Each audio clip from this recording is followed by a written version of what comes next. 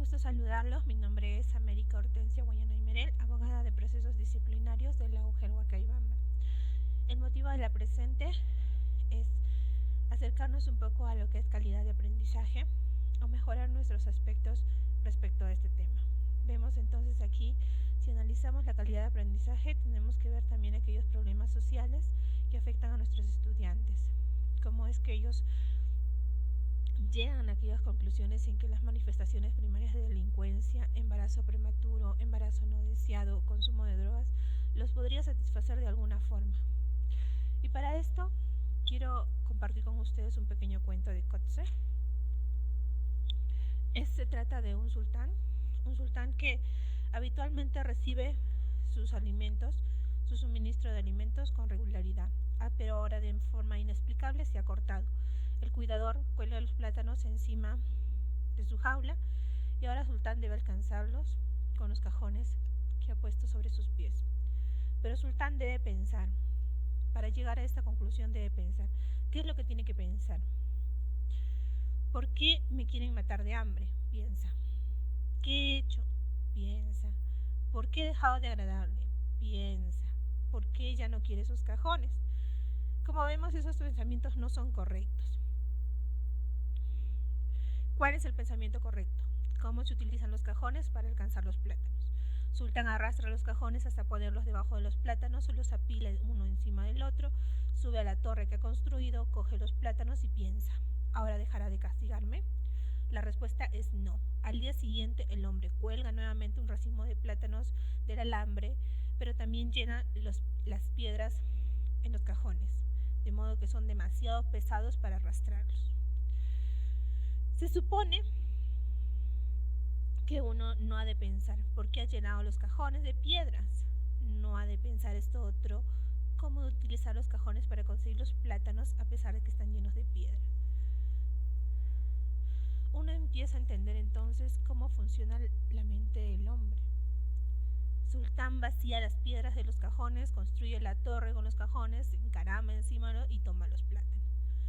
Sultán, mientras tenga pensamientos erróneos, pasará hambre. Esta es la comprobación límite de la capacidad mental del chimpancé. En cada nueva ocasión, Sultán se ve obligado a formular el pensamiento menos interesante de la pureza de la especulación. ¿Por qué se comportan así los hombres?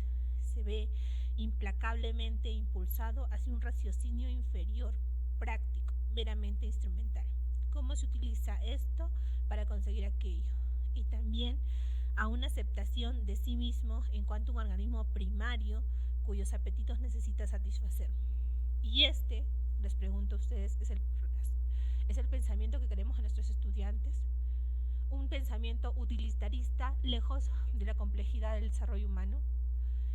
Estoy de acuerdo, no es la respuesta que queremos de nuestros estudiantes. Como miembros de la comunidad educativa, buscamos que todas las personas en el Perú aprendamos, nos desarrollemos y prosperemos a lo largo de nuestras vidas, ejerciendo responsablemente nuestra libertad para construir proyectos personales y colectivos, conviviendo y dialogando intergeneracional e interculturalmente en una sociedad democrática y equitativa, igualitaria e inclusiva, que respete y valora la diversidad en todas sus expresiones y asegura la sostenibilidad ambiental. Y esto lo podemos ver aplicado en el Proyecto Educativo Nacional al 2036. Un proyecto educativo nacional con tres atributos principales: la educación como un desarrollo, las respuestas a desafíos y características nacionales y las consideraciones de tendencias globales. La educación como un derecho, foco en las personas de aprendizaje, foco en las personas como el aprendizaje dentro y fuera de las instituciones, la educación para la ciudadanía, la construcción de un país democrático, la preocupación central por la equidad y la inclusión, el desarrollo integral de las personas, no solo académico, en la salud y el bienestar, y así como el espíritu. Respuestas a desafíos y características nacionales como son el desarrollo institucional, corrupción y valores, interculturalidad, productividad y desarrollo material. Consideraciones a tendencias globales como son la debilidad en la democracia, las nuevas fuentes de inseguridad, la ampliación de la esperanza de vida, lo individual, lo local y lo global, y las nuevas tecnologías y pandemias. El Proyecto Educativo Nacional es un documento que brinda dentro del marco estratégico para las decisiones que conducen al desarrollo de la política en educación hasta el 2036, según el artículo 7 de la Ley General de Educación y el artículo 2 de la Resolución Ministerial 357 del 2019 de Minedu. El PEN no es una política sectorial, no es un programa ni un plan, tampoco es un documento que detalla el modo y conjunto de medios necesarios para llevar a cabo una idea. Tampoco es un listado de medidas prioritarias, intervenciones o estrategias sectoriales, ni incluye la prescripción de acciones específicas ni recursos que deban movilizar necesariamente las gestiones ministeriales que sucedan en un periodo de vigencia. El PEN nos recuerda así el Día Internacional contra el Acoso Escolar, el 2 de mayo, donde los miembros de la comunidad debemos acoger a los estudiantes y fomentar una cultura de paz, de diálogo saludable, libre de discriminación frente a cualquier tipo de diferencia. Entonces, la calidad de aprendizaje no es un resultado, sino el conjunto de principios como la equidad, la integridad, el contexto, la pertinencia y los resultados.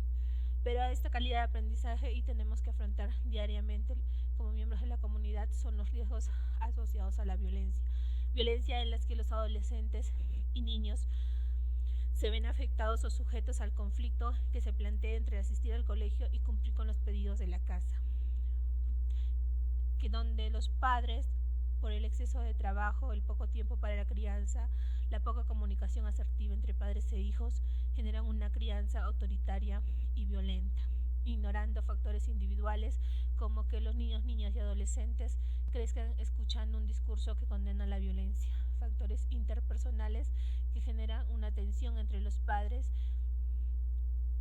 quienes ven a la violencia como una solución, factores institucionales en donde las fallas en el sistema de prevención y respuesta de violencia en escuela y familia, con demasiada abundancia de leyes o debilidad en los ejercicios y coordinación intersectorial, factores estructurales en donde la brecha entre las comunicaciones y la crianza de los padres es muy amplia para los niños. La violencia escolar, la violencia no solo se da en el ámbito doméstico, sino también en la escuela, con los estudiantes y los miembros de la comunidad educativa, que son los docentes, los auxiliares y el personal directivo. Esto genera lógicamente un desmedro en el rendimiento académico de matemáticas, vocabularios y otras ciencias. Así también tiene consecuencias a nivel individual y social, pero si logramos contrarrestar este tipo de violencia, mejoraremos los resultados de aprendizaje, cambiaremos las normas sociales y los perjuicios, contribuiremos a romper los ciclos de violencia y movilizaremos a la sociedad para potenciar a la inversión en la educación. Lógicamente, los tipos de violencia están reprimidos por el jus puniendi, que no es otra cosa que un control del poder que se nos otorga por la administración pública para el ejercicio de nuestras funciones. Y esto lógicamente está plasmado en una facultad disciplinaria que está sujeto a la legalidad. La legalidad, que es un principio de la administración pública en el cual la falta administrativa se encuentra establecida en una norma legal y se llama ley scripta esta parte, y la conducta que se sanciona y las consecuencias de la sanción deben estar contenidos con certeza y sin dificultad para cualquier ciudadano en la lex certa. Sin embargo, también tenemos el principio de tipicidad en el artículo 4, numeral 4 del artículo 248 del TUO de la ley LPJ, de la Ley General de Procedimientos Administrativos y Ley General de Procedimientos Administrativos, que es distinto a la legalidad. El principio de tipicidad está referido a la conducta misma del infractor, distinta a la legalidad, que se refiere, como ya expliqué, a la norma establecida. Pero dentro de las conductas sancionables tenemos a la falta disciplinaria de negligencia en el desempeño de sus funciones. La falta disciplinaria en el desempeño de sus funciones es aquella calificación disciplinaria que se le da al servidor público al efectuar sus funciones que le son exigibles en el contexto del puesto de trabajo que ocupa en una entidad pública, siendo necesaria para el desempeño de las funciones la probidad, criterio y eficiencia. Así, el deber de diligencia comprende el cuidado y la actividad en ejecutar el trabajo en la oportunidad, calidad, cantidad convenidas. El incumplimiento se manifiesta, por tanto, en el desinterés, el descuido, el incumplimiento de las obligaciones, la desidia, la pereza, la falta de exactitud, la indolencia en la ejecución de las tareas, el mal desempeño voluntario de las funciones, el trabajo tardío, defectuoso o insuficiencia, la ausencia, retirada o insuficiencia de dedicación del aprendiz a las prácticas de aprendizaje. La falta administrativa de diligencia. De esta forma, en los casos en los que se imputa la falta administrativa de negligencia en el desempeño de las funciones, corresponderá a las entidades determinar y precisar si la conducta que configura la negligencia que comete por acción o omisión, debiendo señalarse en cada uno de estos supuestos cuáles son las funciones que se realizan de forma negligente. Para ello tenemos a las faltas condenadas, a las sanciones para estas faltas, que son falta leve, no muy leve, grave o muy grave, contenidas en la resolución viceministerial 091-2021 Minedo. Eso sería todo por esta oportunidad. Muchas gracias. Hasta la próxima.